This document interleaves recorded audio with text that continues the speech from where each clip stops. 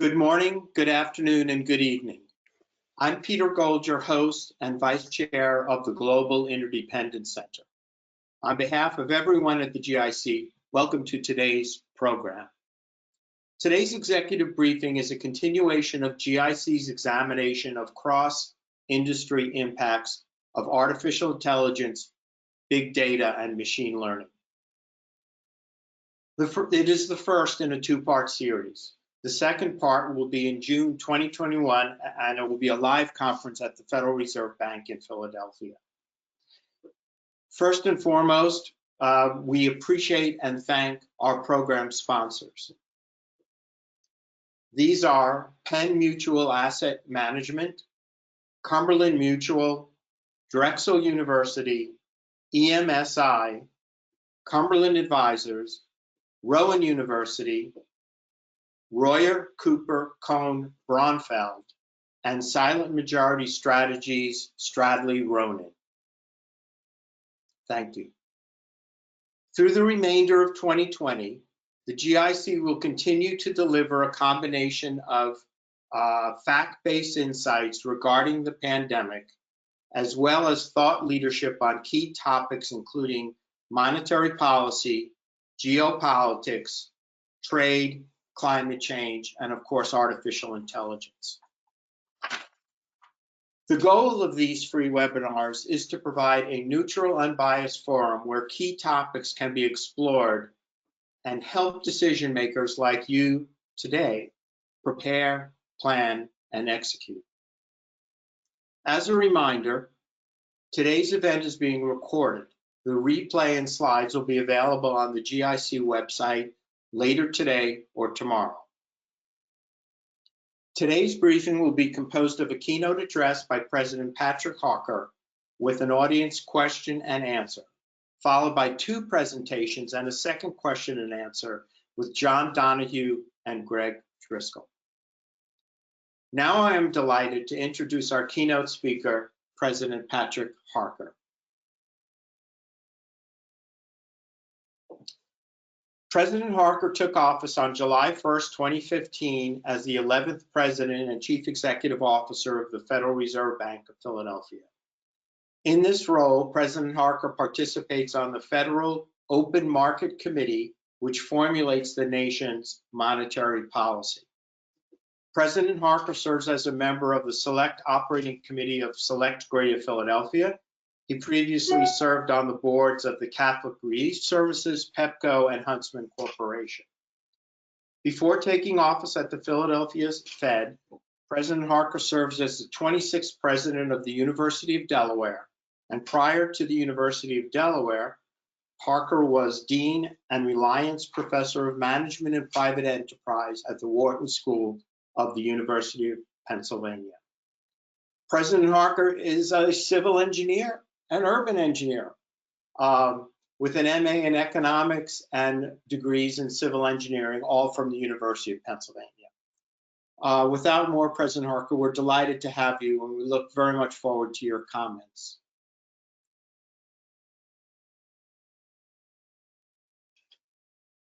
Can't hear you. There we go. I was muted by the organizer, Peter, and I think we're all set. All right, you can hear me okay? Yes. Great. Well, thanks, Peter, so much for that introduction, and thanks everyone for being here. As Peter said, good morning, good afternoon, good evening, wherever you are. I'm absolutely thrilled to be with you here today, even if we're meeting, I think, fittingly for the topic today, in a somewhat artificial format. We're all hoping the next time we get together, as Peter said, will actually be in person at the Philly Fed. Now, we may be meeting in unusual circumstances, but some things never change. One of those is my standard Fed disclaimer. The views I express today are mine alone and do not necessarily reflect those of anyone else at the Federal Reserve, in the system, or on the Federal Open Market Committee. There, that's out of the way. So we're gathered here today for what I'm certain will be a really fascinating discussion on AI, and specifically the effect that COVID-19 has had on the field.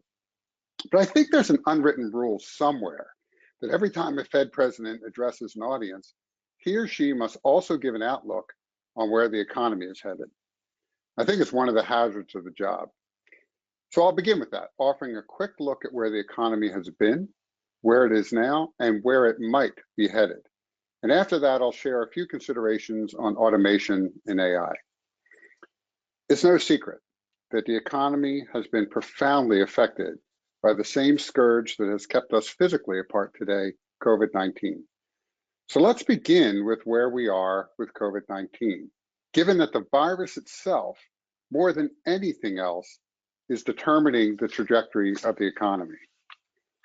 So as you well know, still less than a year after COVID-19 first emerged, the virus has infected more than 30 million people around the world and killed tragically more than 1 million. Our own country has been particularly hard. Because of the United States' inability to control the virus, we've experienced approximately 21% of the world's deaths, despite housing only about 4% of the world's population. Infection rates have come down from the highs we saw in the spring and summer, but as we know, the virus is still circulating widely in large swaths of the country. And in recent days, we've even seen alarming spikes in other areas like New York City that had hoped that they were over this, that they had permanently suppressed the infection rates. This is a very difficult virus. And even within this disproportionately hard-hit country, certain communities have unfortunately suffered more than others. Racial minorities, particularly Black Americans and Hispanics, have been sickened from the coronavirus at a far higher rate than other groups. And they've also died at a higher rate. And in the ensuing economic contraction, they have lost their jobs at a higher rate. Now, a virus as contagious, deadly, and frankly as mysterious as COVID-19 was bound to have a significant economic impact. Even before state and local governments took action this spring, many Americans had stopped dining out, getting on airplanes, and checking into hotels, for example. State and local governments then compounded the economic misery when, and I want to stress, they did so in a responsible attempt to protect public health. They shuttered many businesses deemed non-essential. So what's the upshot? In the second quarter of this year, the US experienced its worst quarterly GDP drop in recorded history, when the economy contracted at an annualized rate of nearly 33%. 22 million jobs evaporated. Those with low-wage jobs, particularly racial and ethnic minorities, were hardest hit. The good news is, following that contraction, the economy has rebounded faster than many of us, myself included, had projected. Stay-at-home orders have been lifted, and those large segments of the economy remain depressed. Millions of Americans have been able to return to their jobs. Indeed, about half of those 22 million residents who were suddenly out of work earlier this year are now back, enough to nudge the unemployment rate down from 10.2% to 7.9%, which honestly is still disastrously high. For now, I do expect the recovery to continue, though not fast enough that by the end of this year, GDP will have returned to where it was before the pandemic struck. In fact, there have been a few recent signs of plateauing, suggesting that a return to the baseline might take quite some time. Segments like tourism and hospitality will remain subdued for a long time to come. And because of that, they'll present an overall drag on GDP and employment growth. Employment, unfortunately, probably won't be back to pre-pandemic levels until 2023. Last week's disappointing jobs report underscored how far we have to go. Now, I want to caution that this forecast is freighted with uncertainty because, once again, of COVID-19. The scenario of continued growth that I've presented depends on a sustained decline in the rate of new infections, probably a result of nearly universal mask wearing, especially indoors, that ensures only sporadic new outbreaks. We're also assuming that a vaccine becomes widely available sometime mid to late next year. But COVID-19, as the world has learned all too painfully, is difficult to control. And so the path of the economy largely depends on the path of the virus. It depends in no small part, too, on the path that the federal government chooses to take. My forecast is assuming an additional $1 trillion of fiscal support, which has yet to materialize. Fundamentally, this pandemic has had the effect of accelerating trends that were already present in our society.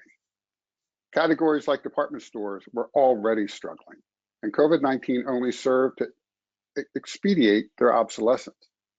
Racial minorities like Black Americans were already more likely to be unemployed than other groups, and COVID-19 has heightened this yawning disparity. Similarly, trends in labor markets like the increased use of automation are not new.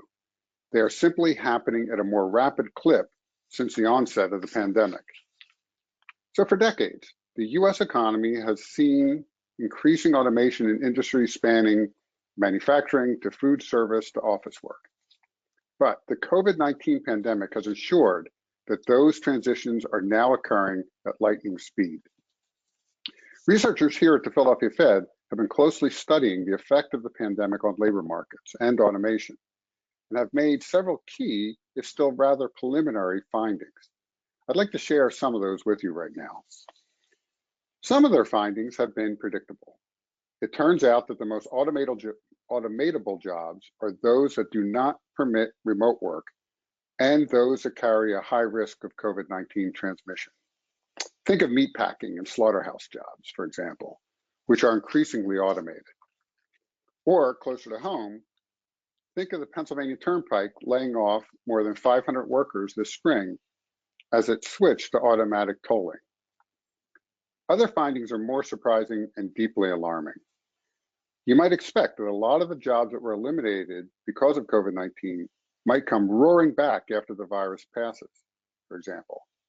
But this might not be the case. Fed researchers have found, based on precedent dating back to prior recessions, that in fact, many of the jobs that the pandemic eliminated may never return, even after the virus has passed. They will instead be automated.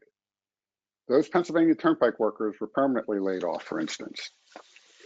Our researchers have also found that minority workers are more likely than other groups to hold jobs that could be lost permanently to automation. And that leads to the alarming conclusion that pandemic-induced automation will, as we have in fact seen, only serve to accentuate pre-existing disparities in our society. Now look, we can't stop technological progress, of course, but this wave of automation will require each of us to think hard about how we can transition affected workers into new, stable careers filled with opportunity. The pandemic, likewise, has had a profound effect on the algorithmic artificial intelligence that is increasingly used to power large segments of our economy. Now look, algorithms are built on precedent, and it's little surprise that as COVID-19 caught governments unawares, it also significantly affected their ability to process what was happening. The algorithms, like all of us, had simply never experienced this set of circumstances that COVID-19 presented. And so many algorithms have seen a deterioration in their performance during this period. Take, for example, credit scores. One would assume that in a time when 22 million Americans had lost their jobs, millions more Americans had their hours cut, that credit scores would have declined. But in fact, the opposite happened.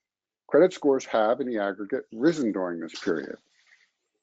One reason for this is that even in this economic downturn, delinquencies are actually down because of the CARES Act mandated loan forbearance. Now, that was absolutely the right thing to do, but it led the currently used algorithms to the counterintuitive conclusion that default probabilities have in fact decreased. Another consideration going forward will be to ensure that algorithms do not serve to perpetuate the kind of discrimination that we have seen historically in our financial sector. Will machine learning perpetuate longstanding inequities in, for instance, the rate at which certain racial groups are turned down for loans? This issue will require a conversation spanning academic fields, computer science, law, economics, and others. It will also require action from not just regulators, but also lawmakers too, given that many of the laws governing discrimination date back to 1961, when computers couldn't even fit inside a single room. Conversations like the one we're hosting today hold important implications for the future of our economy and making sure we're building an equitable future for all of us. In the meantime, we can rest assured the development of artificial intelligence and machine learning will continue. But I hope it stops before they figure out a way to replace Fed presidents with robots. Thank you, Peter. I'm looking forward to your questions. Thank you very much for those remarks, your insightful comments, greatly appreciated. We have a plethora of questions coming in, and some which were previously submitted by participants. Let me try to combine a few of these into a theme. So in your remarks, you mentioned governments and points surrounding that. New York City and New York State were just recently downgraded by a credit rating agency. Other cities and states are also under tremendous pressure from losses of revenue by way of taxation and other revenue sources. What is the policy implications for the Fed? And beyond policy implications, if you permit a second part to this question, what aid can the Fed provide to cities which are in financial distress because of the reduction in tax revenue? So a couple of things, a little bit about the Fed. So the Fed in our lending facilities, which we put in place, by law, we cannot knowingly go into those losing money. That is, we can't issue grants, we can't give forgivable loans. That's not in our power to do.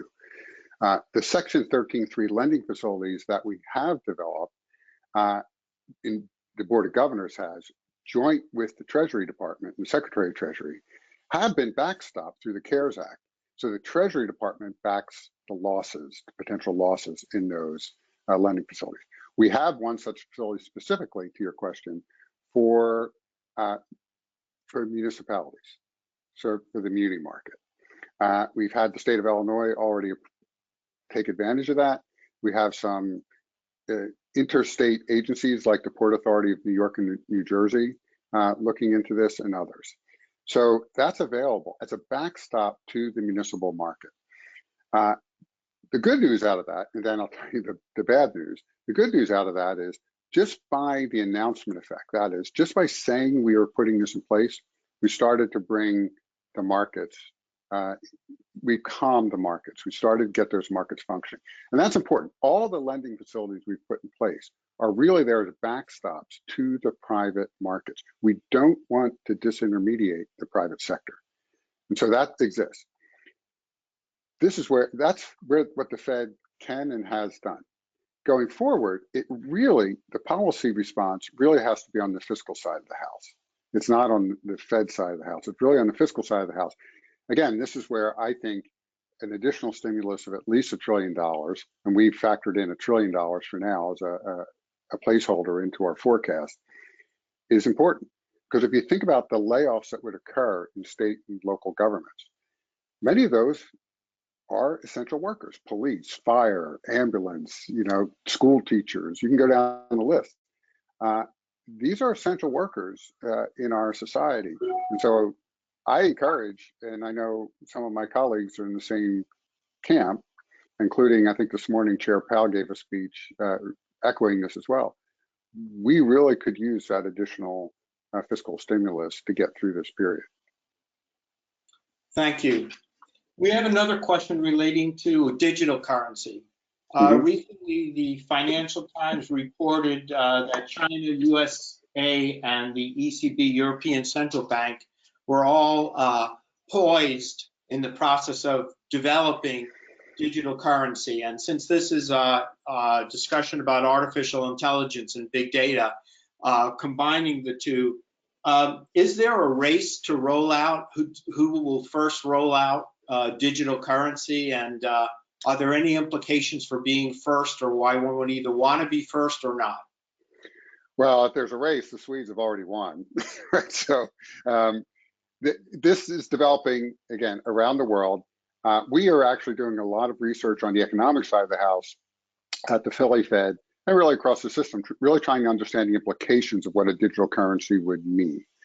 Not only the technical aspects of that, but also what it would mean in terms of who would be disintermediated, how would, what's the organizational impact on the banking sector and other sectors of our society. That said, and we're hosting conferences, and I encourage people, if they're interested, we've got some really, I think, important work that's been done by some of our economists at the Philly Fed that we're happy to share with you. That said, I do think, and I'm on record as saying this, I think this is inevitable. I mean, sooner or later, we are going to have some form of this. The private sector is innovating, I think, in many, many ways in this space, and we need to take note of that. That said, creating a central bank digital currency is different than those private sector opportunities and their systems, in that we would still be the fiat currency, the default currency for the world. That's the goal.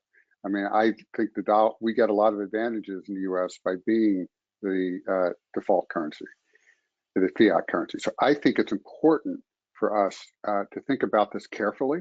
It's not something that we're going to take action on tomorrow, I don't believe, but it's clearly something we need to take seriously and start planning for. Thank you. So another question which was posed, typically under statute, the Federal Reserve Bank has two principal purposes, and the questioner asks, what do you think about the proposed legislation that would make reducing racial inequality in the United States an official part of a third leg of the Federal Reserve Bank's mission? Yeah, so our mandate, of course, is maximum employment and stable prices. And so there is clearly interest in the racial equity gap that we see. And what the good news is, the best way to close that, and we were doing this before the pandemic, if you started to see the Black unemployment and the Hispanic unemployment rates were coming down significantly as labor markets tightened. That was a great thing, getting more people into the workforce. Unfortunately, as I said in my prepared remarks, that has reversed in this pandemic because the people hardest hit have been those racial minorities. I think that the best tool for us is to maintain our dual mandate, but also add on to that a serious effort to try to move the needle around racial equity. I'm not sure just a mandate would do it. And I'll give you an example, a couple of examples of this. So we, like all reserve banks and the Board of Governors, have a very active community development function that really grows out of our Community Reinvestment Act obligations. We have been doing work in Philadelphia for quite a while. A few years ago, we launched something called the Economic Growth and Mobility Project. And we've now doubled down on that with a racial equity lens.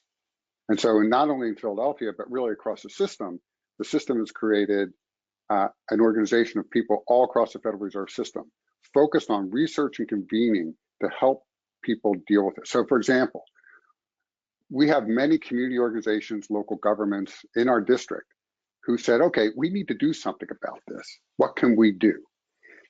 So we convened a group, brought in some outside experts to help train those community development organizations to come up with their own plan for how to deal with this. We don't have all the answers. We're never going to have all the answers, but we can move the needle in that way. Second, we've done extensive work on moving people into what we call opportunity occupations, jobs that pay above median wages where you don't need a 4-year college degree.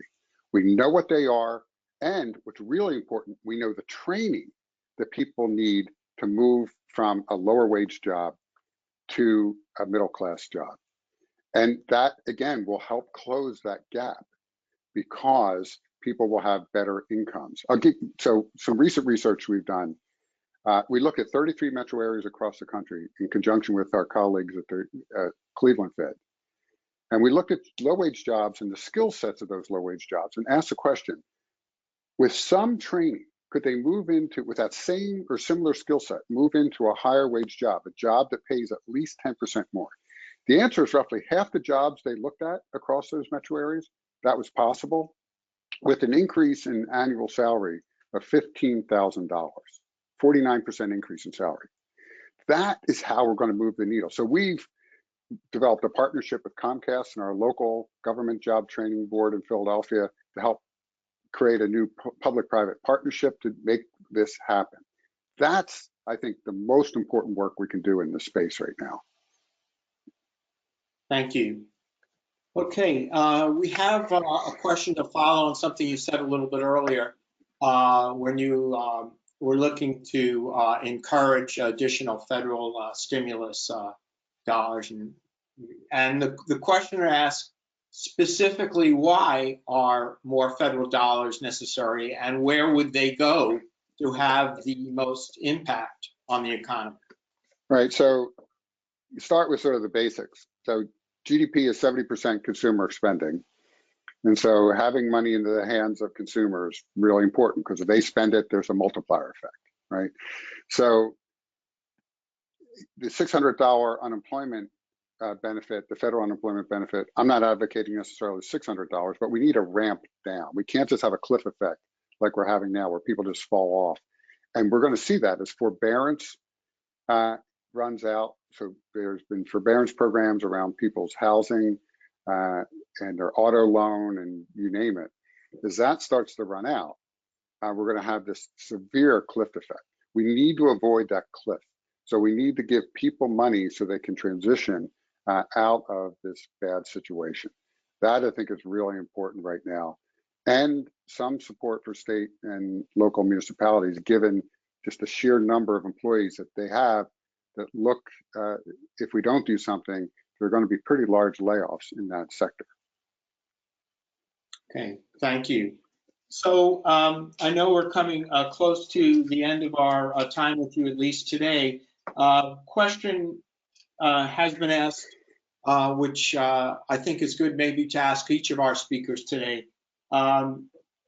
Is there anything that keeps you up at night, or whether it's a challenge or whether it's a fantastic opportunity that has some time sensitivity on it that we should seize as a nation, but through your eyes and your experience, what are the things or thing that keeps you up at night, either as a challenge or opportunity, or take a shot at both?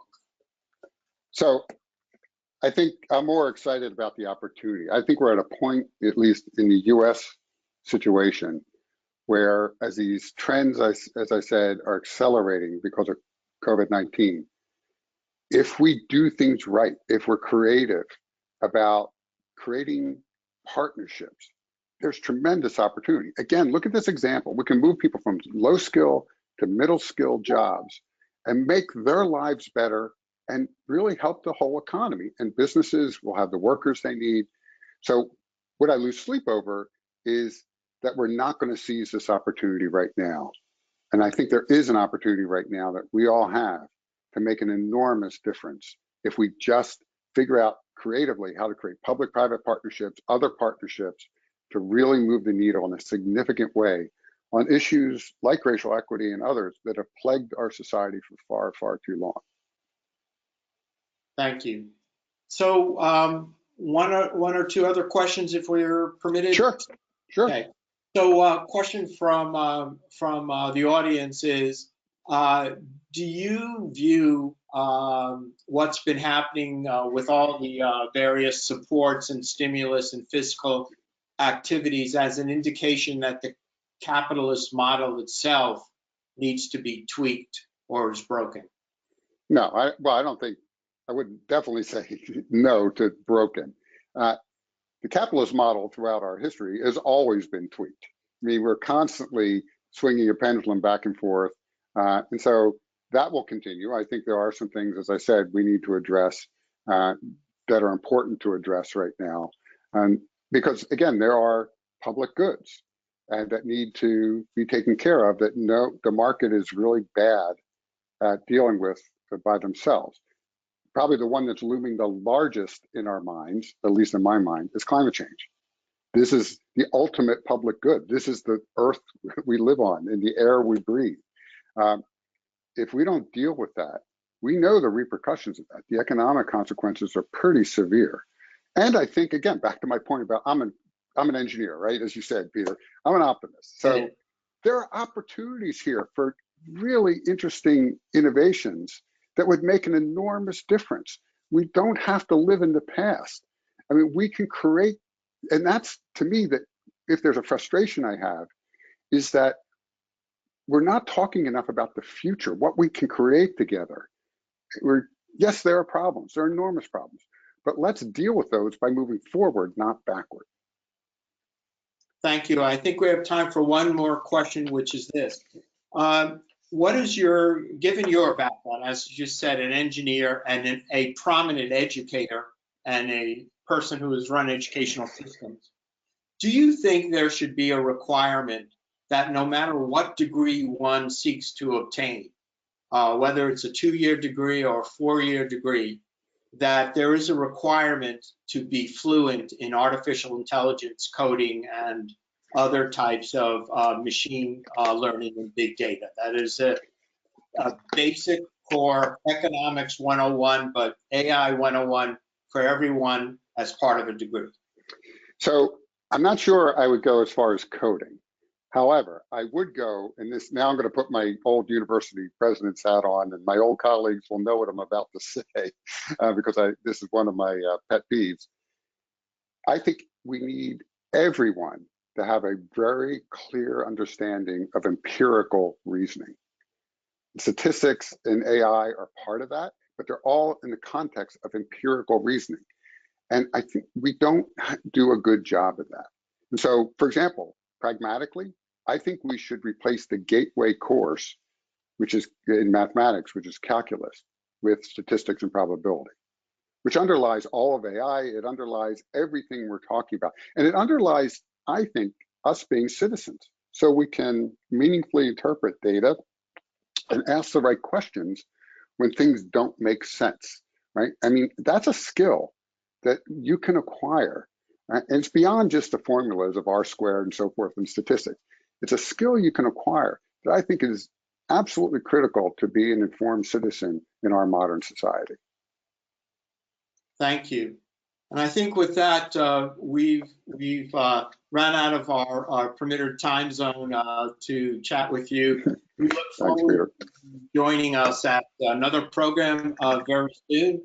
And until then, thank you very much. We thank the Federal Reserve Bank very, very much for what it's doing, and look forward to seeing you again. Yep. All the best. Thank you. Thank you. Thank you, President Harker. Next, we're going to hear from Greg Driscoll. Greg serves as Senior Vice President of Service Operations and Chief Information Officer and has been with Penn Mutual since 2004. He is responsible for the development and delivery of award-winning digital and service capabilities and supports the company's strategic priorities and enhances Penn Mutual's service experience. Mr. Driscoll is active in the Philadelphia area community and serves on the Drexel University College of Computing and Informatics Dean's Executive Advisory Council. He's involved in several other organizations. He graduated from Drexel University in a degree with information systems and earned a master's of business administration from St. Joseph's University. The insurance industry is going through so many changes, Greg. Remarkable impacts of artificial intelligence from the Lemon Company to underwriting. Welcome, and please share your insights with our audience. Thank you. Peter, thank you, and thank you to President Harker for his comments. His closing point around maybe statistics being the lead class for college curriculum over calculus, I fully support that. We live in an age of data and we live in an age of algorithms. I think it would be prudent for all of us to become somewhat conversant in the idea of statistics and algorithms because they're going to influence our lives so much as we go forward. So my presentation today in support of the topic of the session, artificial intelligence in the age of big data, is going to highlight a platform that we put in place just a few years back where we are taking a tremendous amount of data and trying to drive automated underwriting. We use the phrase augmented intelligence because we're using algorithms, we're using data to help support our human component. We're not trying to automate the associate and the human component out of our company. We're trying to give them better information to make real strong decisions, and then eliminate the need for the folks that we hire and the individuals that work for us to touch more rudimentary or more simple work. So titled the deck today, an augmented intelligence experience. And if we can flip to the first slide, I'll dive a little bit into what that looks like. So first of all, Penn Mutual Life Insurance Company, located just outside of Philadelphia. We're a domestic US-based firm founded in 1847, making us the second oldest mutual life insurance company in the United States. And we're focused in the individual life, annuity, and broker-dealer domain and market. So we are solely focused in life, annuity, broker-dealer. We're not in other lines of insurance, which means we have to be really good at what we do. We have to be really good at underwriting. We have to be really good at product development. And over the last 10 years or so, we've seen a tremendous amount of growth as we've amplified our digital experience, amplified our product portfolio, and really have made inroads in terms of the life insurance market in the US, grown quite a bit over the last decade. In 2017, we introduced a end-to-end digital platform. There are some new players, some greenfield players, if you think of Haven Life, that are a little bit down market from us. Penn Mutual's focused on an upper net worth marketplace, and they have an end-to-end digital platform, but there really is no other firm that has an end-to-end fully digital platform that is also advisor or financial professional based. We do not go direct to consumer with our platform. We feel that our clientele is best served from guidance of financial professionals.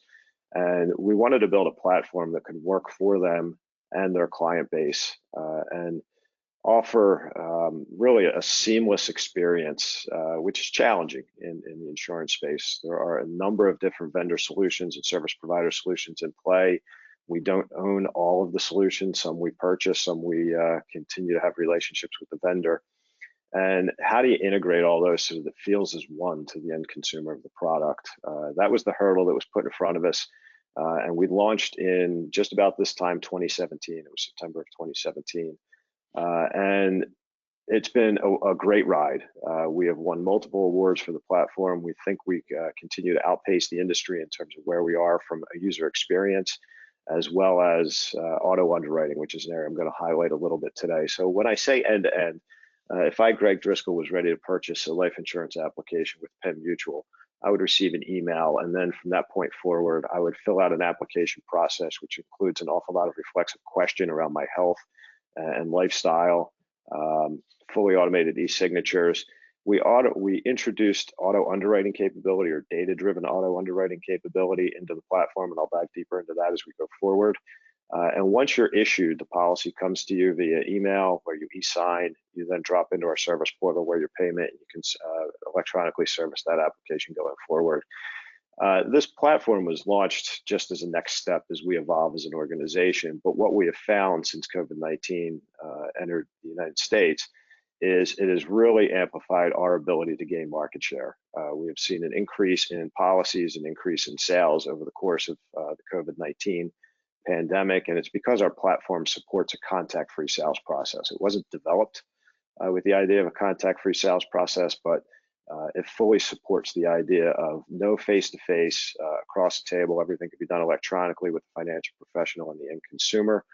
And because we have such high clearance rates in our auto underwriting, we're also fluidless on the underwriting side. For anybody in the audience who has gone through purchasing a life insurance policy, I often made the joke that it was one of the most difficult things you could possibly purchase, and many times taking upwards of 30 to 40 days from the time you start the process to when you actually receive your policy, making it one of the longest sales processes I think you can find anywhere. And we have greatly reduced and had very positive impacts in what that duration looks like as we go forward. So if we jump ahead to the next slide. So what have we done, right? We have built a platform that truly has driven top and bottom line growth. I mentioned that we've seen an increase in policy count this year, an increase in sales this year. We're up about 10 to 15 points on application volume since the pandemic started, if I compare it back to last year, while also driving significant efficiencies with auto clearance rates and no human looking at the application or issue process in upwards of 40% of our cases. So there's a few statistics here I think I can put in front of our audience. We sell our products through licensed financial professionals across the United States, as I've noted, and we have 70% of our active financial professionals currently using this platform. It may not sound all that great, why not 100? But in the life insurance industry, we have a fairly senior selling system. The average age of the advisor population in the United States is in the upper 50s to 60 years old. And at times there's some resistance to pick up some of these new digital technologies. And to see 70% definitely puts us outpacing our competitors in this landscape. The e-application submission, so the number of folks that are using this ACE or digital experience platform versus the traditional means of paper and hand signatures, et cetera, is up to 80% in 2020.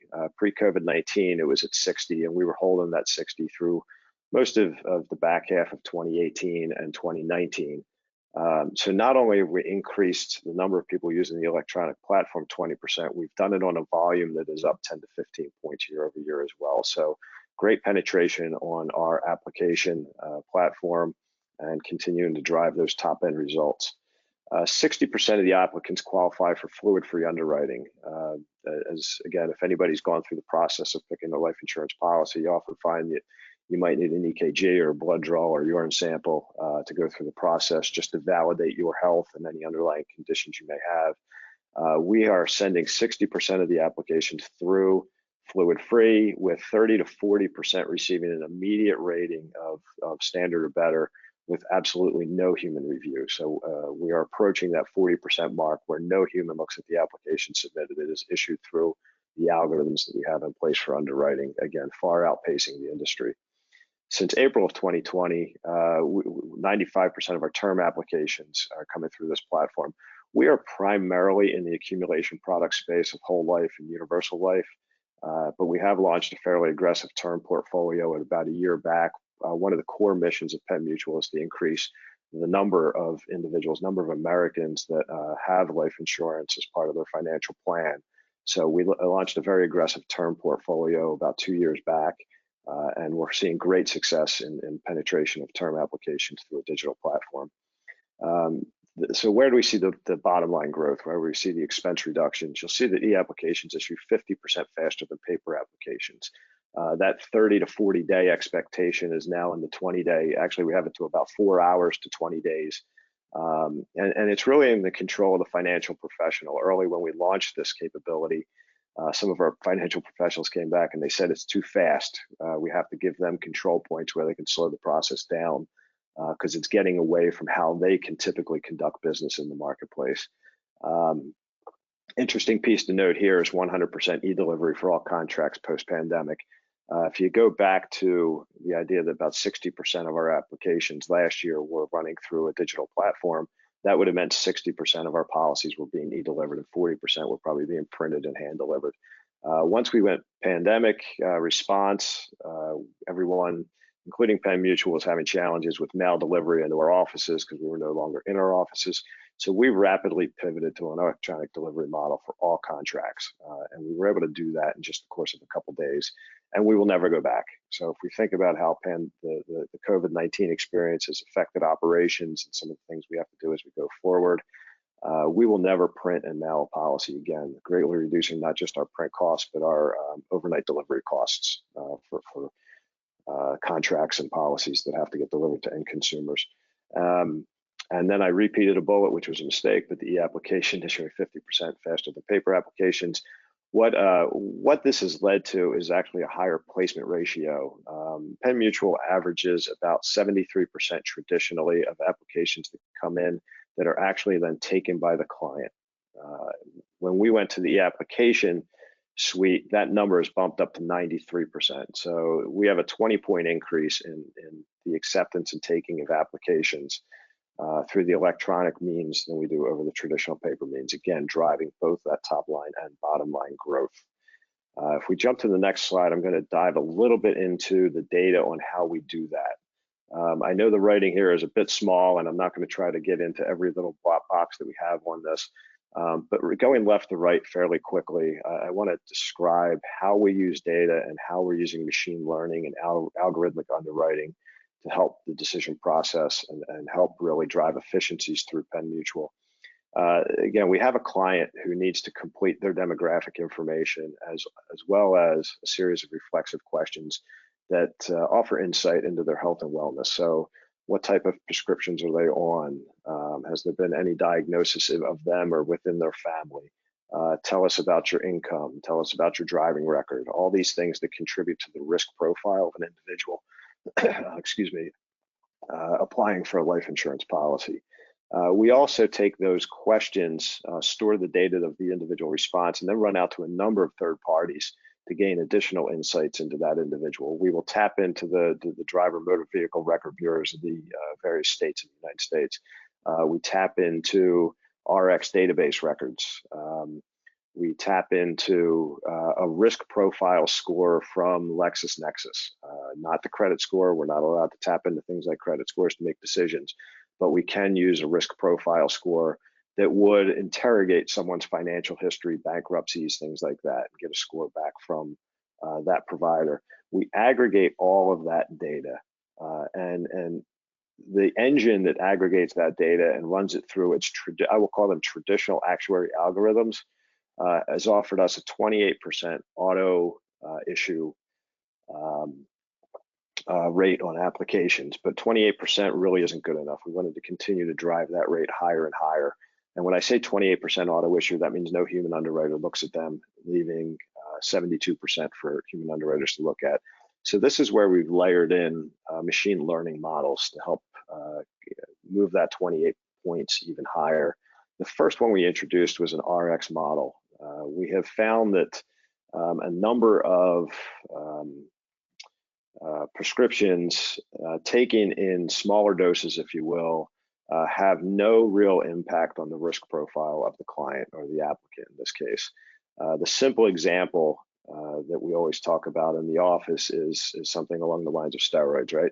Somebody could take a Z-Pack for a sore knee, or maybe they do that once every couple of years for some small ailment they have where they're on a steroid pack for 5 or 7 days, which is much different than somebody who's taking it on a regular basis for something that might be a little more chronic, right? If it's a chronic condition and they're on that prescription for a lengthy period of time, we're going to want an underwriter to look at that, and we're going to offer that underwriter additional insights into that prescription use and let them make the decision. But if it's more like a quick 1 week, clearance of a small condition, a muscle pull or something along those lines, we're not going to push that to the underwriter staff. We're going to let that go because we have learned by our own development and our own training of our algorithms that has no impact on the risk profile of that individual. And then if we go to the right, the last green box on the right-hand side, we have something called a ratings match model. And this one is fairly interesting. As the underwriters have continued to provide their assessment back, we take that assessment into the data, and we've been continually training algorithms since launch. So over 3 years and close to 75,000 applications, we have continued to evolve an algorithm that takes human underwriting results and is trying now to predict what the human underwriter will say, even if our initial models say an underwriter should look at it. And we have now achieved 97% accuracy on what the human underwriter will say based just on the data. So we've put a tolerance in the ratings match model that gets us to the point where we've increased another 10 points on how many go auto underwritten.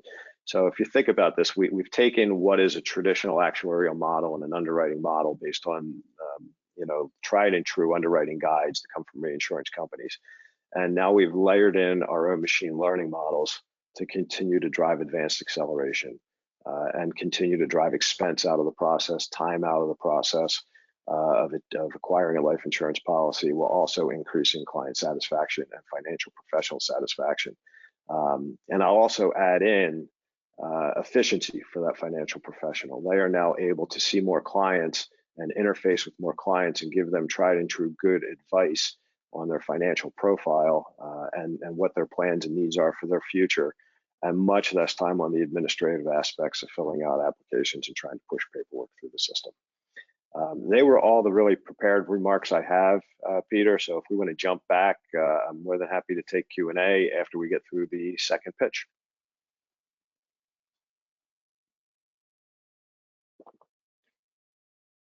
Thank you very, very much, Greg. Yes, thank you for those comments, and we're having a whole bunch of questions have come in, and I want to just remind everybody that if you have a question, please enter your question through the Q&A button on the webinar dashboard, which should be available on your screen. Thank you, Greg. So next we'll hear from John Donohue. John is the Vice President of Information Services, Enterprise Services at Penn Medicine. John is responsible for leading several groups, including design, implementation, and support of the enterprise network, telecommunications and video technologies, and others. Mr. Donohue is a seasoned healthcare IT executive with over 30 years experience, which includes extensive senior executive and customer interaction, understanding complex business requirements, identifying technology solutions, and executing IT strategies. Prior to joining Penn Medicine, John held IT vice president roles at several leading clinical research, or at least one clinical research organization, Children's Hospital of Philadelphia, and he holds a BS in business management. Well, John, we're so happy to have you join us today, and especially that you're in the healthcare industry, and there's been so many advances in artificial intelligence, and the industry has been so deeply impacted by the pandemic. We really do very much look forward to hearing from you. So you have the floor. Thank you. Thank you, Peter. I appreciate that. It's a pleasure to speak to you today. It's a pleasure to follow President Harker and Greg. You've heard a little bit about the economic impact of COVID-19. You've heard about the insurance industry impact. I'd like to share with you today what it looks like and feels like from a health system perspective. Before we dive into AI and machine learning and COVID, I'd like to give you a little background on Penn Medicine, which will help set some context for some of the later conversations. So if we could move.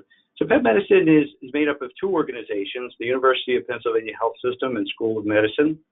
UPHS, as we refer to it, is 6 hospitals, it's some rehab facilities, it's home care and hospice, and 2 large physician groups.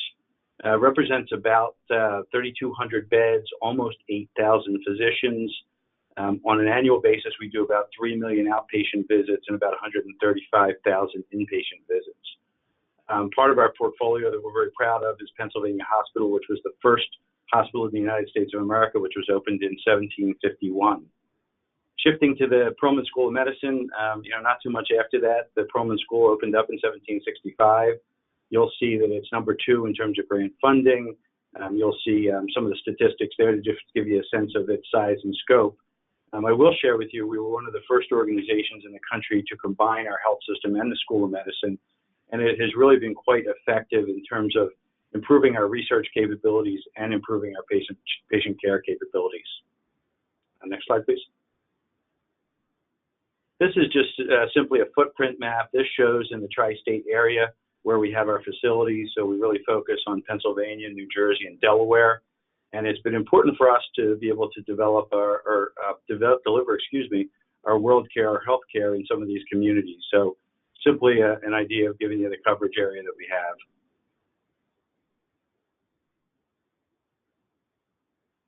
Next slide, please. So this is a slide we often use when communicating with senior executives internally. A little bit of navigation. The axis on the left is all about value. So it starts out with data, which as an IT guy, we tend to deal with, and really transforming that data into information to making better decisions, and ultimately into knowledge to maximize the decisions that we make. And then along the bottom is time, of course. You'll see earlier in this decade, we focused on some very foundational activities. We got our electronic health record in place. We began to look very closely at data analytics. We began to look at research computing. We put some infrastructure components in place that are not only resilient, but allow us to scale. And then in 2017, we really started to accelerate our activities. And these are a handful of things that we've been working on. We're actually building out a new patient pavilion in West Philadelphia that will open next fall. Really beginning to look heavily into analytics and big data. We've made a footprint on cognitive computing. I've highlighted that because that's what we're here today to focus on. Precision medicine, translational research. We're doing a bunch of work these days on our human resource and capital solutions and systems to improve our position. And lastly, just continuing to focus on service as an organization. Next slide, please. So like most organizations in the March timeframe, we had to make some fairly quick adjustments as the pandemic hit. These are a handful of things that we did from an IT perspective and from a healthcare perspective. We had to transition about 20,000 employees to working effectively in a home environment. Prior to this, we never had more than 4,000 people remoting into our systems to work, so it was a big lift. We deployed Microsoft Teams overnight to almost 40,000 people to enable them to continue to have virtual meetings. We introduced over 1,000 surge beds and over 250 ICU beds for patients that needed more acute care, and did that fairly quickly, anticipating the pandemic. We opened several community drive-up testing sites. Most of these were in parking lots, so it was a matter of getting some infrastructure in place to allow the community to come into these locations and be tested. We adopted our EHR system to support alerts and protocols, which was very important from a patient care perspective. We provisioned some rapid testing on our lab system, and this was important as you think about folks that are getting surgeries that aren't necessarily elective, if you will. So making sure that before they go into the surgical OR, the care teams and the patients are safe. We accelerated our clinic trials, of course, working with folks collaboratively to develop vaccines. We put together a number of tools in place. The first one there is what's called a medically necessary time-sensitive scoring system. And this really is a way of looking at your most acute care patients and looking at the resources you have and making sure that you're allocating them properly.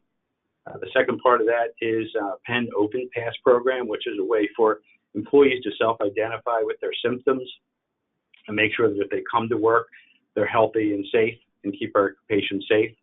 We implemented some thermal screening at all of our entrances to screen not only the employees that would come through the doors, but patients and family members, guests, et cetera, again, with the safety of our patients at upper mind. And lastly, we developed some contact tracing tools so that if there were any infections, we could make sure that we were able to contain them. We rolled out enterprise telemedicine solutions. Prior to this, on an average day, we do 300 telemedicine visits. At our peak during COVID, we were at 7,000 visits per day.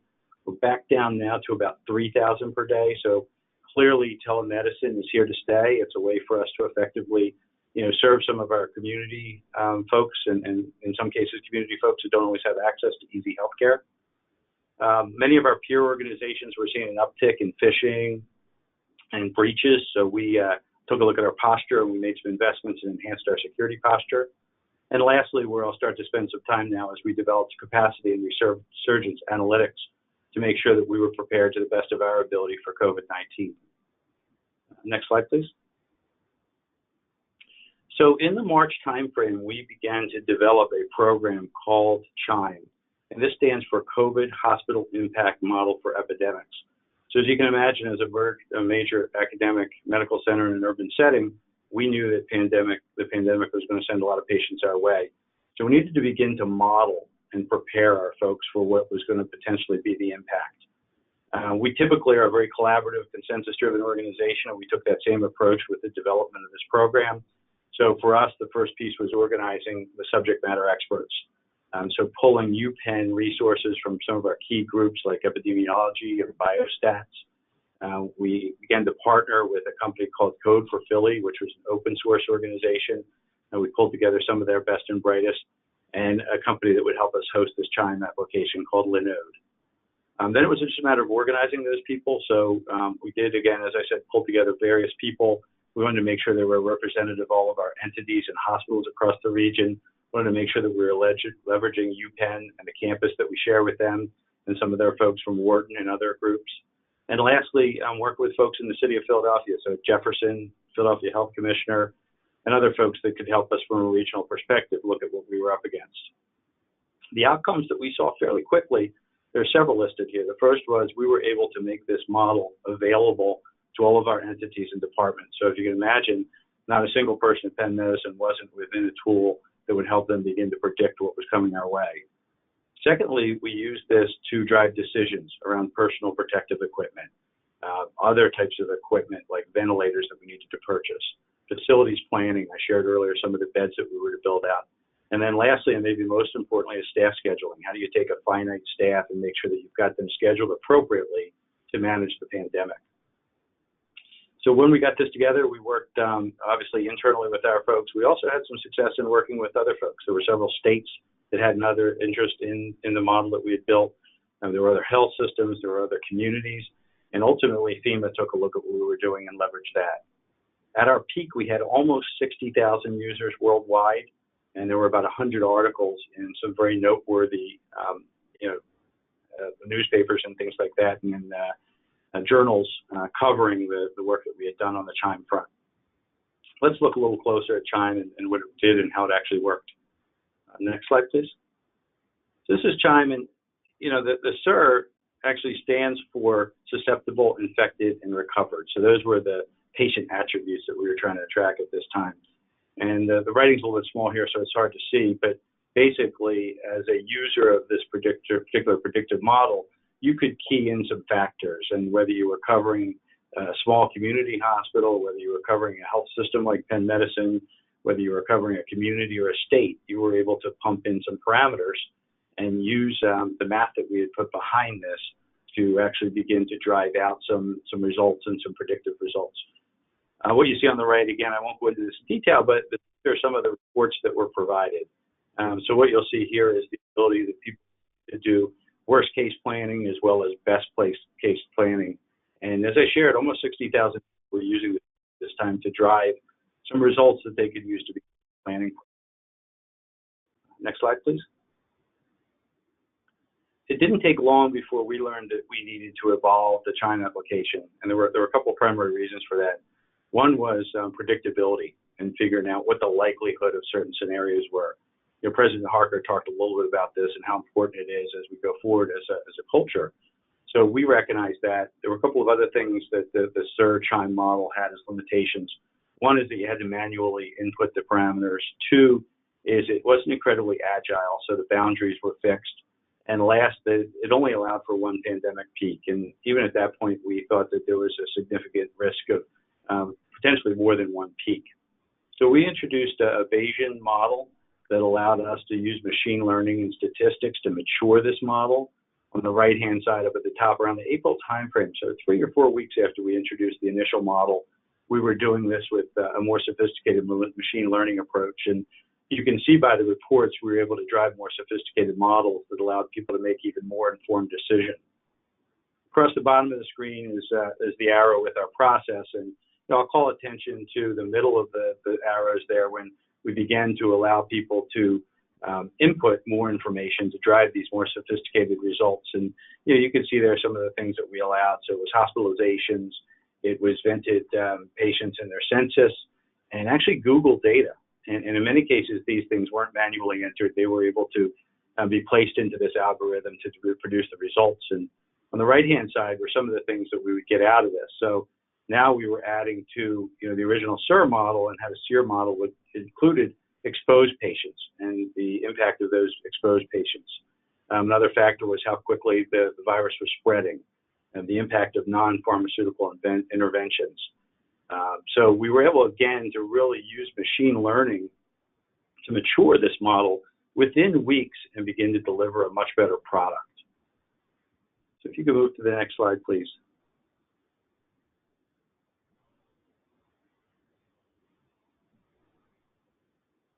So this was a sampling of some of the reports that we found ourselves and others using.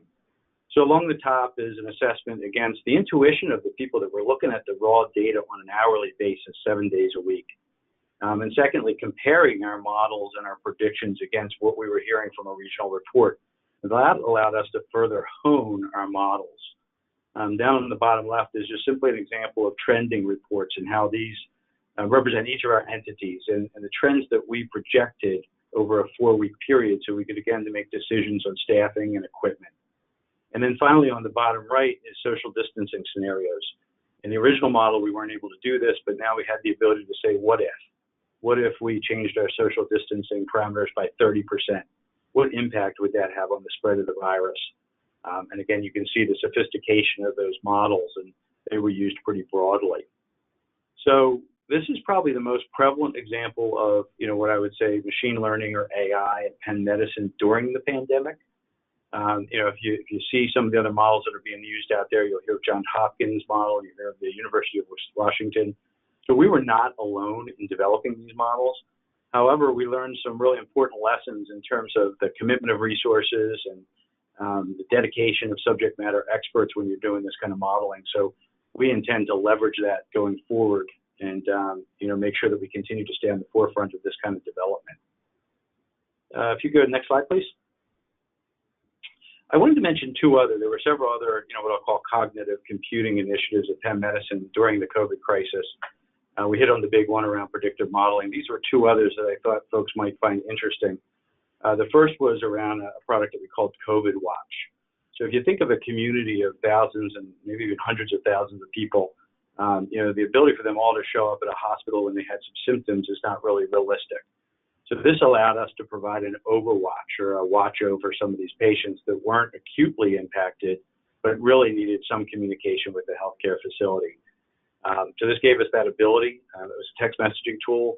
The nice part about this, actually the two pieces that I think were very attractive, one was that we were able to do this 24/7. So while we would reach out proactively twice a day, the patients could reach us 24/7. And then secondly, no matter where they were in the neighborhood, whether it was an impoverished community, they were able to use this tool to have access to world-class healthcare. And the model really was designed such that it was a learning engine that would take the questions that were asked of this particular tool and then drive the patient towards more information. In some cases, it would suggest that they quarantine. In some cases, it would suggest that they set up a telemedicine visit. And for the most acute cases, that they should present at the hospital for further evaluation. For me, the statistic that's most interesting here is that 83% of the patients that use this particular tool never had any human interaction. And that really allowed us to focus, again, our finite resources on the most acutely impacted patients. The second piece I'll talk about is a COVID chatbot. It was AI-powered. It was using Google's chatbot engine. And this was really around answering questions that folks had, not so much about their particular care, but where they could get testing done or when they could be tested. So we built this engine out to assist in having people get information very quickly. I mean, the first day or two of the pandemic, our phone lines were overrun by people and they sat on hold and our resources weren't able to focus on the things that they should have been. So this tool was very effective in solving all those issues. It gave people quick answers to really important questions that they had. The challenges that we needed to overcome with this particular tool were twofold. One was the variation of information across a health system as broad as ours. And two is the rapidly changing guidance, particularly in the early days. So we really had to craft our answers very much up to date in terms of what the recommendations were. And as we built this chatbot, rather than trying to answer every vagary of question that could be asked by our patient population or potential patient population, we really constructed an algorithm that worked very much like a seasoned clinician. So it distilled all these complicated situations into the most critical factors and then allowed us to make decisions and recommendations based on those factors. This particular tool is still in use today. We've got great feedback from not only employees who use it, but patients that use it. And as the numbers start to tick back up again, we think that this tool will be used even more over the next several weeks to months potentially.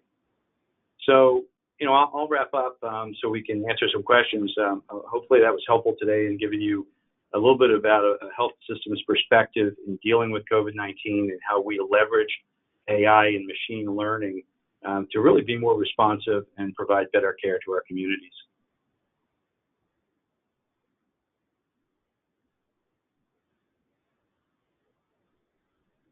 Thank you, John, for that excellent presentation and overview. I believe you could probably spend a week on each of the topics and slides that you've raised. So thank you for condensing it and presenting it to our GIC community. And thank you again, Greg, for coming back on with us. We're at that point where we're going to do a few more audience questions and answers. I just want to remind everybody again, if you have a question, please enter it in the dashboard, which should be on your screen somewhere or hidden somewhere on the screen. So first question, which I see is this, is in the world of insurance, Greg, are there rating agencies that are looking at how you advance and apply artificial intelligence? Peter, yes. In fact, we're in rating agency season right now. I know a few folks had Friday, Monday, Tuesday, Wednesday. So we had 4 of them coming through in just the last few days. And I believe it was AM Best last year introduced innovation actually as a rating criteria. So still a little bit to be determined there in terms of what that analysis is going to look like. But we've been using innovation as part of our rating agency pitch here for a number of years. We have not just the platform that I highlighted today, but we have others which are fairly advanced for the life industry. And we want to show that we're continuing to drive efficiency and again, the application of technology for top and bottom line growth. I haven't heard anything specific from the other rating agencies yet around the topic of innovation being a rating criteria, but I would fully expect them to follow, right? We have S&P, Moody's, Fitch, and AM Best typically come through Penn Mutual each and every year. We have fairly good conversations with them. AM Best being one of the longest ones around, we're one of only a handful of companies that have had an A+ rate or an A or higher rating for over 90 years. So we take those rating agency conversations very, very seriously. We take their feedback very seriously, and I do believe they are starting to look at the technological capabilities of firms and the innovation capability within the firm as part of their assessment process.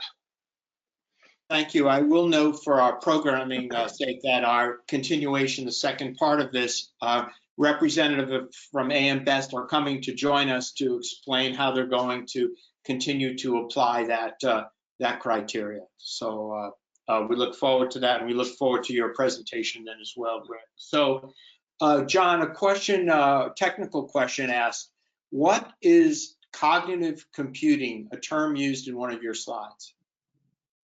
So for us, cognitive computing is just AI and machine learning. So it's a term that we use in our academic setting that encompasses all those type of technologies, using innovation to be smarter. Hey, thank you. So a question asked, which I think can be asked of both of you. So we'll take turns at this. Has the pandemic / AI machine learning decreased employment, increased employment with your organizations, or have net no effect? Let's ask John first. Let's ask John. Peter, okay, go ahead. I think for us, it's not really been an increase or a decrease. I think for us, it's been a reassignment of activities. And it's been taking folks that had other subject matter experts and had some interest or some training. I think it drove us one way or the other in particular. Thank you, Greg. Yeah, Peter, I'd echo that. I don't know that it's really been net positive or net negative. You know, our orientation as a firm is to try to rise the tide and lift all boats, right? So again, we look at a metric that says about 50% of the U.S. populace has an individual life insurance policy. They're in a pretty big hole in their financial profile and their financial stability. You know, God forbid anything happens to them, what happens to their family and the loved ones around them. We would rather increase that number net as opposed to trying to drive efficiency and reduce headcount within our organization. So we're seeing that increase in policy count for us, and that would be the goal, right? So we don't want to increase linear. As we grow, we don't want our expense structures to grow linear with that growth, right? So we have to drive efficiencies within our organization, and I think we're using AI ML to continue to try to drive those efficiencies.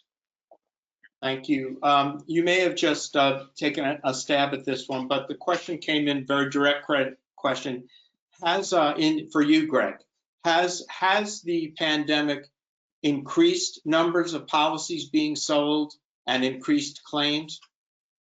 So I'll take the first part about policies being sold. We have seen about a 10 to 15% increase in policies sold over the course of the year. not necessarily an increase in premium. So we're seeing, again, more term. I highlighted this idea that we've been pushing a term portfolio a bit more over the prior 18 months. So we're seeing an increase in term sales. We're seeing an increase in policy counts coming in. On the flip side, when you say claims, we have, the last number I had in my head was about 110 COVID-related claims come in, which is not insignificant, but it's also not necessarily a significant number. They do skew heavily to the older ages, which for Penn Mutual is lower death benefit. We look at an average death benefit for our firm at about $100-something thousand, like $110,000, $120,000, where the new policies coming on the books typically carry death benefits in the $700,000 to $800,000 range. So we have seen a number of policies where we had claim activity, but they tend to be on the lower end of the scale in terms of benefits paid out because they're older individuals and they're older policies. Thank you. So John, we have a question from a GIC board member here, and the question is, healthcare industry and adoption of AI and machine learning went through a phase where it was sort of slow, now is moving very rapidly. Do you see, given the financial climate facing the healthcare industry, do you see a continued expansion of getting into AI, machine learning, and big data? Because we know how costly it is to implement those ideas. Absolutely. So I think if you look at where we'll be hiring people in the future is more data science type people and more folks that come in that have those understandings of that type of technology. You know, as Greg pointed out, there's some opportunities to reduce your costs pretty dramatically by using those type of technology. So I think it's going to ramp up. We've got a change, a shift. Gardner calls it bimodal, and that's the ability to sort of keep the trains being delivered, which means you keep your key systems up and running and you have resiliency around your networks and technologies, yet you start to focus on innovation. And it's the balance of both of those. And I think you'll start to see more of our resources shift towards the AI side as we go forward. Peter, I can actually jump in on a little bit of something John highlighted earlier, which is electronic health records. An awful lot of medical information that a firm like Penn Mutual is relying upon is trapped in something called an attending physician statement, which is hundreds of pages of an individual's historical treatments and diagnosis. And it's trapped in texts, and images. It's stuff we can't readily get to. We've tried, quite a bit to even use ML to extract the relevant data points, and then even gain context. Right, it's hard to gain contextual information around data in an APS. As the medical industry moves to electronic health records, there will be a massive knock-on benefit to a firm like Penn Mutual because now we have attribute level data, right? Truly big data that we can then interrogate and run through our own algorithms in a much simpler manner than we can try to do today. Fascinating. Thank you for that response. So for each of you, what is the one area where you see the greatest impact of artificial intelligence and machine learning in your business models and what you plan on doing in the next 5 years? If you had to select one area, which is an unfair question, I suppose, but let me ask it anyway. John, why don't you take a shot at that? Sure. I think, from my perspective, one of the most exciting anyway around AI is around medical training and being able to find a way to create models that physicians and other providers can actually test in a safe environment and learn from mistakes or learn from just experience. I think there's a bunch of opportunities there, and we've just started to dip our toes in the water, but I think the upside is huge. Thank you. Greg. This is definitely the opinion of Greg Driscoll and not the position of Penn Mutual today, but I think we can reach a point where we have continuous underwriting. If you look at how the life insurance world works today, you were underwritten at a certain point in time, at a certain age, and a certain medical condition, and you take that rating with you through the extension and life of your policy, right? It's a one and done in terms of how you were rated and risked. I think we have an opportunity with data, with the continuation of how we as humans throw off data in our lives, that we can allow for continuous underwriting. So if somebody does take their medicine on a regular basis and we can confirm it, if somebody is exercising and we can confirm it, if somebody is doing healthy habits and we can continue to confirm it, that would position us to offer discounts on our rating or continue to assess that rating as that individual goes forward. So I think the idea of once and done underwriting is potentially got a bullseye on it in terms of the life insurance industry. Hey, thank you. So I wanted to ask you the same question I asked President Harker, which was, as you recall, if there's something that keeps you up at night or something that truly occupies a lot of your thought processes, whether they're challenges or opportunities or both, would you mind sharing with our audience what they or that would be? And Greg will give you the first shot at this. Sure, and I know President Harker kind of went upside opportunity in his answer, but I also wear the cybersecurity information protection hat at our firm. And if there's anything that continues to present downside risk for an organization such as ours, it's what's going on in the cyber risk space. The pandemic has brought on a whole new set of actors with even more advanced techniques than we were seeing prior in terms of trying to socially engineer their way on the networks or getting credentials off of individuals. In some cases, we see instances of attempted financial fraud that I think we have very good controls around and have been able to block quite a few, and there's great information sharing that occurs across financial services industries. But what we've seen from ransomware attacks in the last year should really concern all of us. You're seeing actors out there now gathering the data out of an organization and then not just encrypting that network and all the data that's within the organization, but threatening to release the data into the public domain if the ransom is not paid.